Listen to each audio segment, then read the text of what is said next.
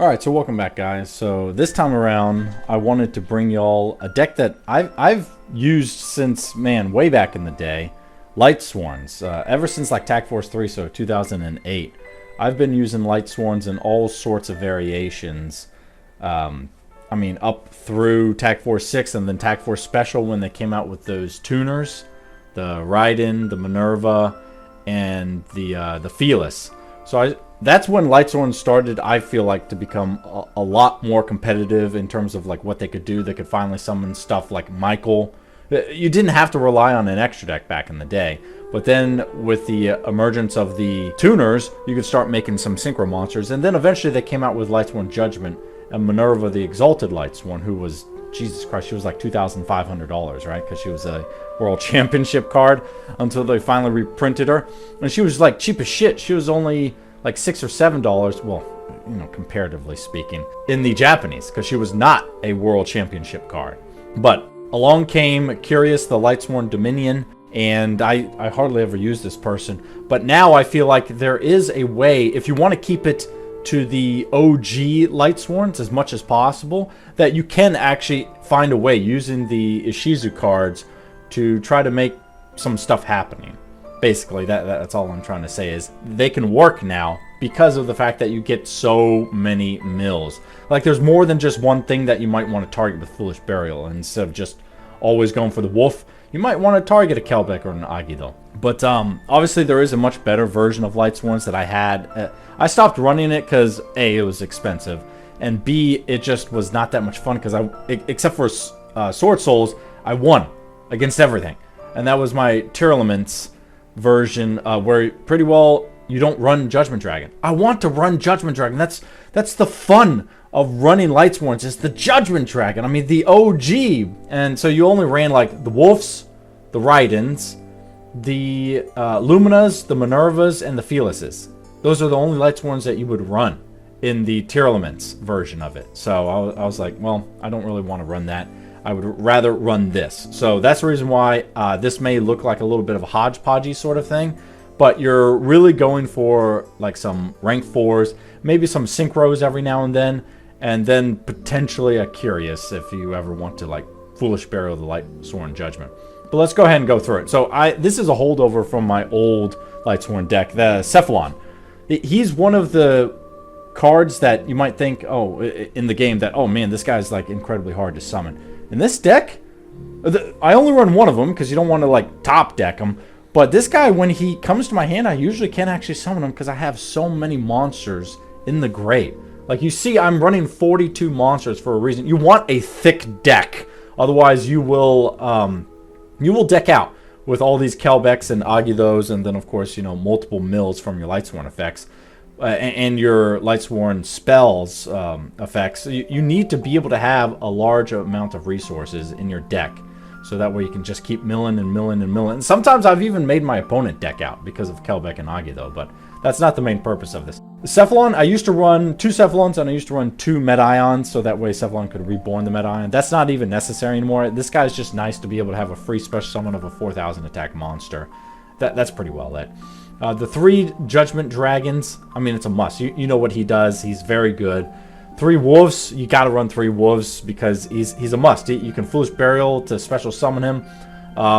I run stuff like the Goblinberg to be able to special summon him. There's multiple things that you can do with him. He's very good. Sometimes he's a dead card in your hand, but you've got ways of getting rid of that as well with like Hand Destruction or Solar Recharge. You can make it work. He's really good. And then I run the 3 Photon Thrashers. So if I'm using my reinforcement of the army, I'm typically going for this guy because he's an easy way to put a free level 4 on the field without having to waste a normal summon, right? So you want to be able to go into Minerva ASAP. It's one of the ways that you can do it. And he's a light, so I thought that had something to do with this. Okay, maybe it doesn't. Let's just move on then to this guy. So Starliege Seifert, or Seifert, however you want to fucking pronounce him. Doesn't matter. The thing that you need to know is about his ability when he's in the grave. If he gets milled, or you can send him for like a Luminous effect or something like that. Any dead card, you can pretty well send for like a Luminous effect. When he's in the grave though, let's say you mill the Judgment Dragon because you're milling like crazy with this deck. You can banish him from the grave to add the Judgment Dragon from the grave back to your hand. Now I have ways of recycling that I used to use stuff like Monster Reincarnation or Beckoning Light, that trap card. I don't use those anymore because they're completely unnecessary now with the Ishizu cards like Medora and Keldo. So to be able to recycle in that respect. And then I run my 3 Raidens. Everyone needs to run 3 Raidens. He's extremely good. He's a main phase 1 mill of 2 cards. He's also a tuner. He can get an attack boost, whoop-de-frickin-do, if he mills a Lightsworn card. But the fact that he can mill twice, once during main phase 1 and once at the end phase, is really nice. He's, again, a level 4, and then he counts as a Lightsworn name. Remember, you need 4 more Lightsworn monsters in the grave with different names in order to summon Judgment Dragon. So you want to have as many of the necessary Lightsworns as possible, even if it's only 2 of them, which is the reason why I have 2 Aarons and 2 Lilas. I guess we'll just move right on to Lila. She's your MST in a way, because of the ability to just like switch her into defense position and then blow up a back row. She also mills 3 cards at the end, and then also she is a level 4. So again, another way of making your Minerva the Exalted Lightsworn. I like Aaron because of a couple things. Again, she mills 3 cards at the end phase, just like Lila, so that's nice. She's a level 4. She's a Lightsworn name, as well as she can attack like a Spirit Dragon, Blue Eye Spirit Dragon or an Azure Eye Silver Dragon, and it does not target, it does not destroy. Her effect will just send it right back to the deck, and it doesn't send it to the grave either. That's a good thing. It sends it back to the deck, so she's a good way of getting rid of annoying stuff that you might not have any other way of getting rid of it, right? And then you've got your Ishizu cards. So apparently in Japan, these got banned. It seems a little bit ridiculous to release cards to Konami and then immediately ban them, but then again, it's Konami we're talking about here. So the Kelbecks are very good. If it gets sent, if it gets milled, right? Or if it's sent from your hand, like for Lumina's effect, or Medora sends it, or Keldo sends it from your hand, then you can mill the top 5 cards of your deck and your opponent's deck. The opponent's deck I usually don't really care about, but to be able to do it with your deck, that's actually quite nice, because you're obviously wanting to send stuff like Wolves, Felis's, an Electromagnetic Turtle, maybe a Starlight Seifert, or however you pronounce its name, a Minerva to get extra mills. And that's pretty well what you want to do. You want to eventually get your Judgment Dragon so that way you can start clearing the field and whatnot. And Kelbeck and Agido are the ways to help you do it. Now, they have additional effects. This guy is, if he is sent from the hand or deck to your opponent's grave... Oh, no. If a card... I was about to say, that doesn't make sense. If a card is sent from the hand or deck to your opponent's grave, except during the damage step, you can target one special summon monster your opponent controls, special summon this card from your hand, and then return that monster to the deck. That's very good. I actually quite often get to use that effect, surprisingly, because it happens a lot in this meta of Yu-Gi-Oh! So, yeah, that's a nice little handy effect to have. I don't care about the rest of it because it talks about like exchange of the spirit being in my grave. I'm not running it straight up a Ishizu deck. This is just a good addition to Lightsworns. And then you've got your Medora. He is... I like only running 2 of the guys that discard the Earth Fairy to special summon because... I mean, that's it. You really just want him so that way you can discard a Kelbeck or an Agido for a free level 4 on the field. That's pretty well it. He also has an additional effect. I will almost never use it when he's on the field, but you can activate it. I prefer to wait till he's in the grave. But he can banish himself, and then he can take 3 cards from either... so 3 cards total from either a combination of your opponent's graveyard and your graveyard, or just your graveyard, or just your opponent's graveyard, and send it back to the deck. So if I milled all 3 of my Judgment Dragons, obviously I'm going to banish them, so that way I can then take all 3 of my Judgment Dragons and put them back in my deck, so that way I can eventually draw them again. Otherwise, my Lightsworn Judgment is pretty well useless, and so on and so forth. So that's the reason why I run only 2. It's the same thing with Keldo. I don't think that they have any other effect other than that, really, unless you have Exchange of the Spirit. And then Agido, he's very similar to Kelbeck. When he gets milled from the deck, or if he gets discarded or sent from the hand, he can mill the top 5 cards. So that's very good. Another thing to mention is that both Agido and Kelbeck's effects are once per turn.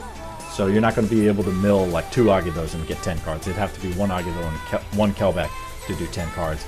But he is a little bit different in that if a card is sent from the hand or deck to your opponent's grave, except during the damage step, you can special summon this card from your hand. Then you can special summon 1 level 4 Earth Fairy monster from your grave. So they both will special summon themselves from the hand. The only difference is that he can then reborn one of your Earth Fairies from the grave. And this guy just returns a special summon monster from your opponent's field to the hand. So that's the difference. They both have their own use cases, but apparently Kelbeck is more expensive than Agito because of his ability to fuck up their field. And then I run 3 Goblinbergs. Does anyone really run this card anymore? No. But when you need rank 4s, or if you need level 8 synchros, you still want to be able to run this guy. And he's an Earth, so I've actually summoned Curious using my Earth Fairies as well as my Goblinberg. Actually, I think I used a Taper, a Goblinberg, and then one of my Earth Fairies. It was like Medora or something. To summon Curious, because it just has to be 3 monsters with the same attribute but different name. So that's the reason why I run the Goblinberg. You can also search for him, obviously, with Reinforcing the Army. You've got your Photon Thrasher, your Goblinberg, your Raiden, and I think that's it in terms of your warriors. Yeah, so that's it. And then I already talked about Keldo pretty well because he's analogous to Medora. And then you've got Felis, Lightsworn Archer. She's similar to Wolf in that when a monster effect mills her, then she can be special summoned. So stuff like a Minerva, the Lightsworn Maiden, milling for that, or an Agito or a Kelbeck, or a Raiden milling, or any of your Lightsworns, right? Or Judgment Dragon. If she gets milled because of that, then she can special summon herself. She's not like Wolf in that you can Foolish Burial her to do it. No, that's not going to work. But if you use Curious, you can obviously send 1 card from your deck to the grave. If you send her, obviously that would work because it's a monster effect. But she has another effect in that, well, she's a level 4 tuner, so that's nice. You can either rank or synchro with her. She also has the ability to tribute herself, and then you can, let me see, if you can tribute this card, then target 1 monster your opponent controls, destroy that target, then send the top 3 cards of your deck to the grave. So that's how she can get out her milling ability, is by tributing herself and then popping something on your, popping a monster on your opponent's side of the field. I rarely ever use that, but every now and then it comes in handy. I run 2 Electromagnetic Turtles. I actually like this, especially in formats these days, where the opponent will just be totally aggressive and you want to keep some of the resources on your field, so you just end the battle phase. If this guy gets milled, whoop-de-doo, his effect is going to activate in the graveyard, so that's really where you want him anyway. Again, he's a level 4, and he could be special summoned with like a Goblinberg or something and make your rank 4 still. So that's nice. You can also just be discarded if he's in your hand, if you accidentally top decked him or drew into him. Lumina will take care of that quite nicely. And then obviously we come into Lumina here. She is your semi-monster reborn. She only does level 4 lower Lightsworns, but she's very nice. She mills 3 cards at the end phase, but the ability to keep bringing resources back so that way you can do either X-Seeds, potentially Links, or Synchros is very nice. And because she is level 3, that's the main way that I'm going to be making my Trishula Sub-Zero Dragon of Diceberry. It's either going to be using Illumina or Minerva. It's almost always using Illumina and then like 2 level 4s. One of them being a tuner, obviously. And then you've got Minerva, the Lightsworn Maiden. She's in here because she's nice. She's a tuner. That's true. I almost never use her to synchro someone with. But when she gets milled, you get to mill another card. So it just like helps further the progression of the milling process for the Lightsworn deck. And then you've got your Solar Recharge. If you Solar Recharge Minerva, you get to draw 2 cards and then send 2 cards. And then because you just send her, you'll get to send another card, so you'll be able to send 3 cards. So that's very nice. Solar Recharge is absolute must at 3 in any Lightsworn deck. It's so good to be able to not only mill, but also draw, so you get to keep up good hand advantage, send stuff that you didn't really want in the first place, like let's say you have a Felis or a Wolf that's pretty well dead in your hand. Get rid of it with Solar Recharge. You've got your Reinforcing the Army, that's pretty obvious. Monster Gate, because sometimes you would like to send monsters that are on your field that you don't really need to work with him anymore. Like Lumina already used up her effect and you're looking to go for a rank 4 anyway. You could just tribute the Lumina and then you just search for excavate cards from the top of your deck until you excavate a monster that can be normal summoned or set. So you can put shit that wouldn't have helped you if you drew into it, like a Photon Thrasher, because you already have a monster on the field, right? So go ahead and tribute it. Put the Photon Thrasher in the grave. Put the Wolf in the grave. So when Wolf goes to the grave, it's going to come right back to the field, obviously. And then eventually you're going to hit gold, like with a Lila or a Raiden or whatever it is, okay? It could be anything. That's actually really quite good, so I like to run Monster Gate. Sort of the same reasoning that I have, reasoning in here, in that you're going to try to go through all the cards that you don't want and get the monsters that you do want on the field, so that way you can go into your extra deck shit. yeah, that's all there is to talk about this. Pot of Avarice, I'm almost always able to activate Pot of Avarices. Every single time, unless I top deck it, right? Because there's so many monsters in the grave. I run 2 of them because it's so freaking good. It's another way of being able to recycle your Judgment Dragons or a Cephalon that's in the grave. And I often will actually recycle the Agidos and the Kelbeks because I would like to be able to use their effect again. Because remember, it's only once per turn. So I'm going to try to limit it to milling a Kelbek and an Agido only once during that turn and then recycle it so that way I can have a high chance of being able to do it again next turn. And then the Foolish Burial, that card is so good. You could Foolish Burial a Kelbek or an Agido to mill 5 cards. You could obviously use it to special summon the Wolf. And a multitude of ways of using it. Electromagnetic Turtle if you realize that you're going to have to save yourself next during your opponent's turn. And then you've got your 3 Charge of the Light Brigades. You got to run 3 of these. First of all, it's a free mill of 3 cards. But then also you get to add a level 4 or lower Lightsworn. I'm typically going for either the Lumina or the Raiden. I guess in certain circumstances you might want to go for the Aaron, you might want to go for the Lila. But it's nice to be able to choose because you have so many good cards in here. And then I run the Hand Instructions because it's one of the easiest ways to get rid of useless shit. Like the Wolves, the Felis's from your hand, or a Minerva, the Lightsworn Maiden, and then you get to use her effect. Or get an Electromagnetic Turtle out of your hand, or send a Kelbek or an Agido to the grave, so that way you get to mill your deck some more. It's really quite good, but I wouldn't run more than 2, just because it is a neg 1. And then you've got your 2 Lightsworn Judgments. I like this in here. A lot of people don't run it, and I don't run 3 anymore like I used to back in the day with my much slower, although that was like 7 years ago that I built that, the much slower version of Lightsworns, because I still... If I am able to summon Curious, I would still like to be able to send the Lightsworn Judgment so I can get the free Judgment Dragon, and then obviously Curious's effect goes off. But every now and then, when I've got Minerva on the field, and let's say I accidentally, or not accidentally, but I unfortunately drew into a Lightsworn Judgment, you can set the Lightsworn Judgment, activate it on your next turn to be able to activate Minerva's effect again. As long as she is milling Lightsworn cards, not Lightsworn monsters, Lightsworn cards, she gets to draw. So you're guaranteed to get at least 1 card to draw because Lightsworn Judgment is a Lightsworn card. So it's got its benefits, and I really like it in here. I run a hodgepodge of synchros because they're not really what you're summoning most of the time, except for maybe the Spark Dragon to go in combination with Judgment Dragon. But I do run Trishula Sub-Zero Dragon, or the Zero Dragon of the Ice Fairy, because of the fact that he doesn't target or destroy. So you can get rid of Dragoon that way. It does up to 3 cards. He can also bring out Trishula if he leaves the field, I think it is.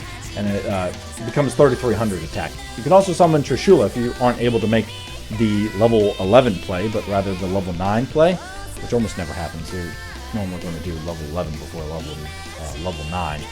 But he's nice to have in here as well. Unfortunately, obviously, you know that Chaos Ruler got hit. Can't do anything about it. But he was also very good in this deck. You know why? 5 cards that you get to excavate. If any of them are Wolf or Felis, they're going to then special summon themselves.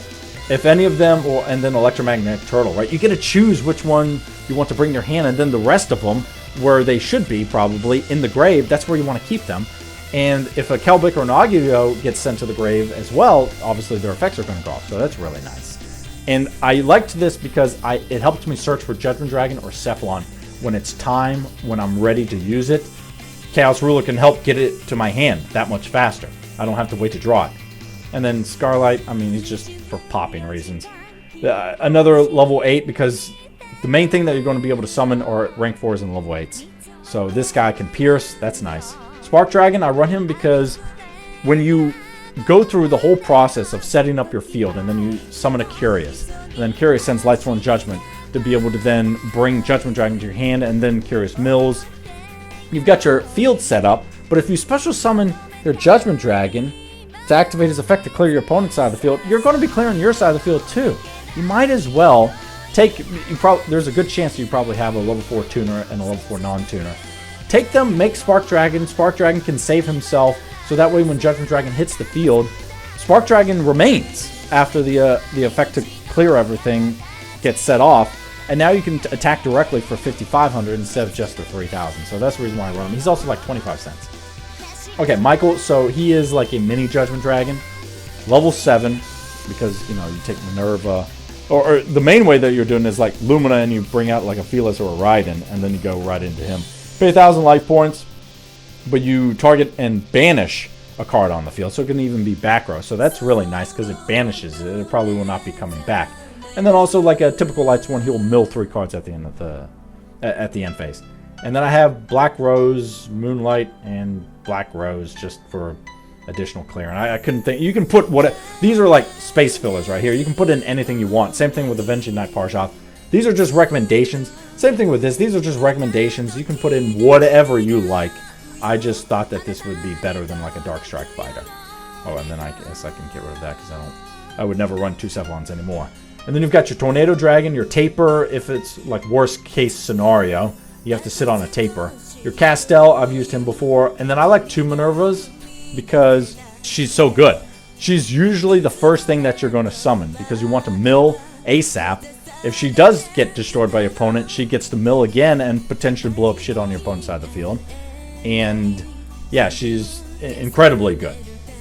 And then you've got your Curious, the last thing in here. I rarely ever summon them because it requires 3 monsters.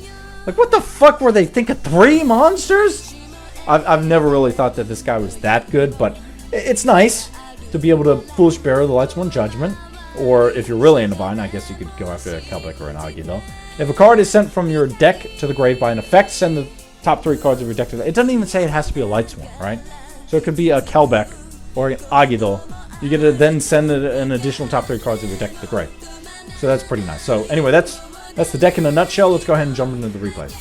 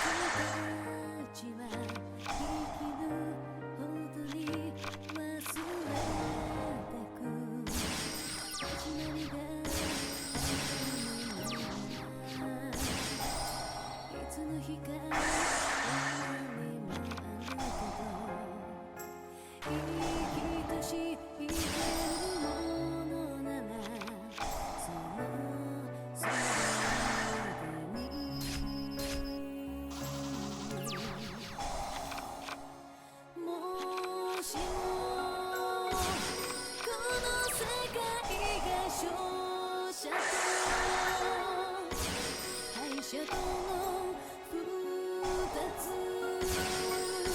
君に分かれるなら僕は敗者でいつだって敗者でいたいんだ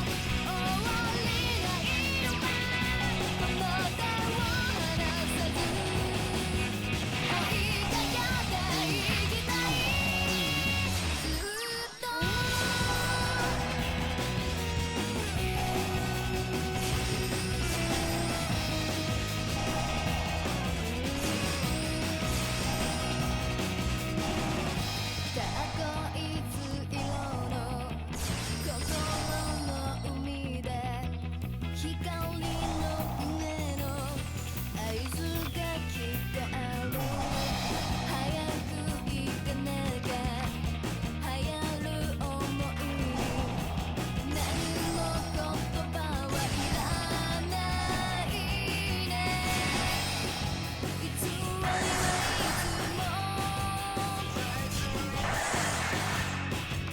言葉に潜んでいる